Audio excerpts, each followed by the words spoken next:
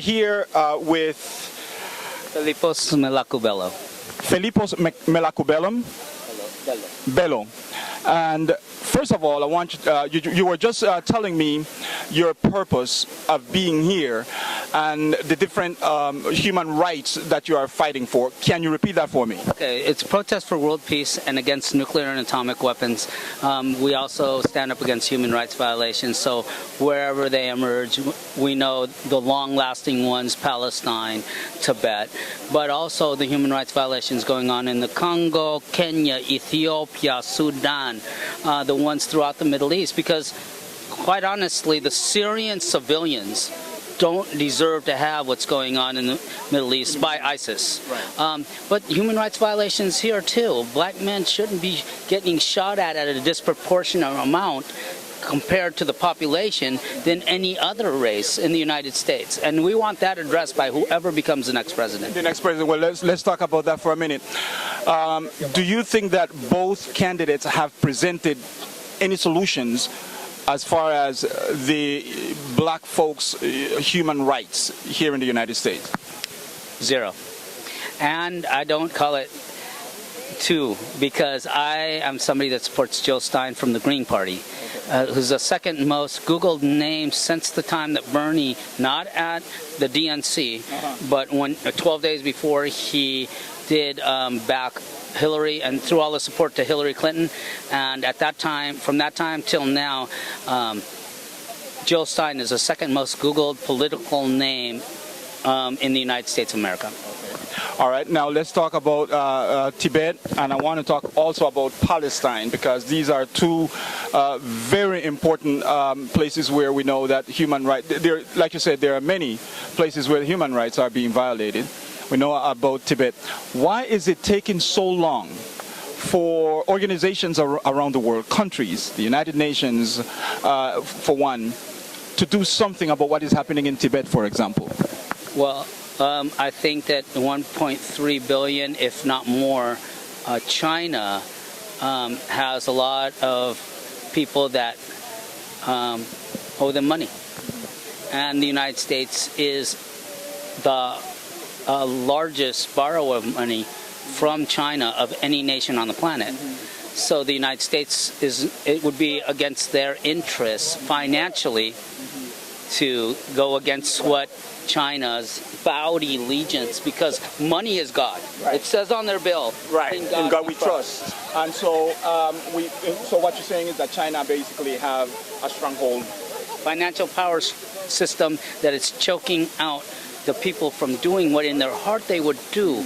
Now, individuals in the United States, there'll be protests against China because the Tibetan protests, and people show up. So we, the people, the civilians, know it's a wrong thing.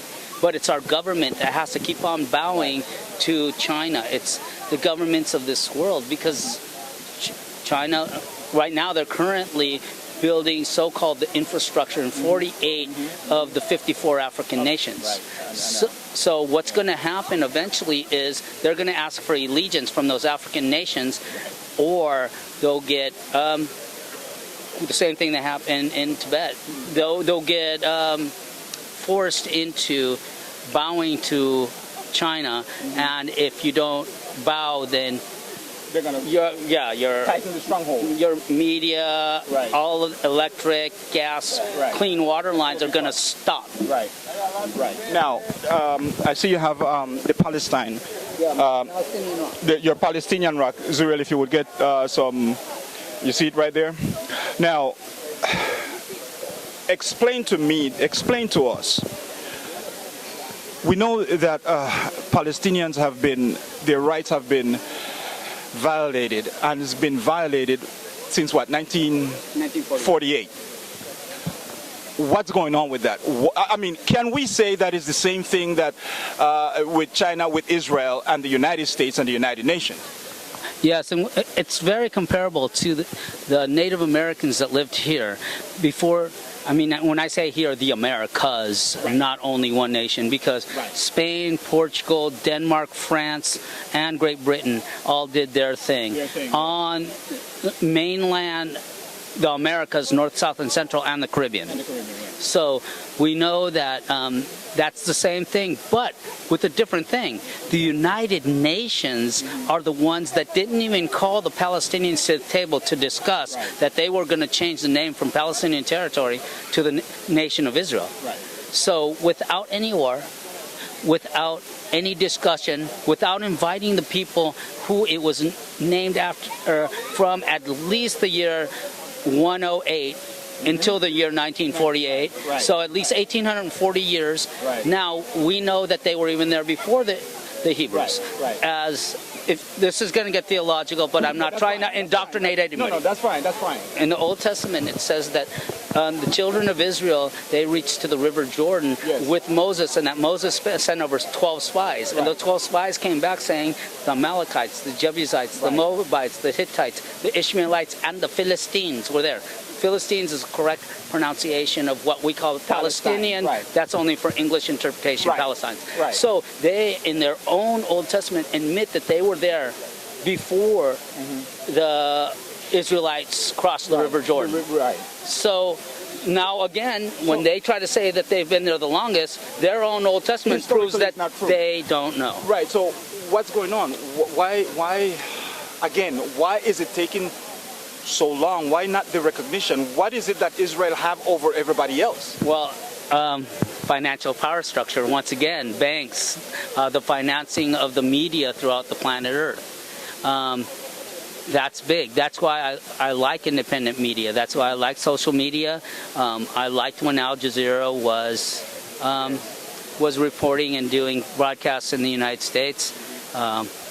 It failed in the United States because people were not going to invest in advertisement, because now the United States ranks number 47 in the world in freedom of the press, excluding social media. So excluding you. But their press that is printed and hawked for money, and people have to advertise big one-page advertisements on that cost them hundreds of thousands of dollars per issue per month. So yeah, we understand. The money structure also goes that if a company advertises in these newspapers, New York Times, Washington Post, LA Times, Chicago Tribune, then you might have to be loyal to some of these advertisers that also pay big money to advertise in your newspaper. And if any one of them have big monetary goals that come out of the nation of Israel, then your editor might say, sorry, we can't run that story. That has happened. I know for a fact that has happened. And it's happening. And also, if it's a political story, the seated president of the United States can just, their party, not particularly them, tell the Washington Press Corps, don't let it be sent out through the Associated Press and the United Press International wires. I mean, I've been here in Washington, D.C. doing this. The protest's 35 years long. We know the way the structure works. You know, a lot of people in the United States are civilians. They still think that the United States has freedom of the press, absolutely. We know it doesn't. Right. We know it doesn't. Now, you say you've been here for 5 years, working here. Not 5 years. How long you been? The protest has been here 35 years. 35? 35. Oh, 35 years. The organization that runs this protest, what is it called? Prop1.org. You can find it www.prop1.org. That is still ran by Ellen Thomas, the widow of the man that founded the protest, William Thomas. We did have a lot of friends come through, volunteers. One that I like to mention is Concepcion Picciotto. She came 4 years into the protest in late 1982. Nobody else is a founder. The founder is William Thomas. I came early in the protests as well, so we're the ones that have been here through the 80s, 90s, 2000. William died in 2009. Concepcion died January 25th, and I'm still the longest standing now. So you are the only one here. There's no one that come and relieves you, or? Yeah, I do have Monday through Thursday. I'm doing about averaging 11 hours. I do have 3. I'm not going to call them volunteers. I'm going to call them friends that come and make sure that I have enough time to get rest. On Friday, I can do anywhere from 9 to 13 hours. I have one more volunteer on Friday. She's our attorney. And then But there's someone here. has to be 24 hours a Every day. day. Cannot be abandoned. If it's abandoned, it could be taken down. Ronald Reagan, he found out in the courts that he could not remove us. Okay.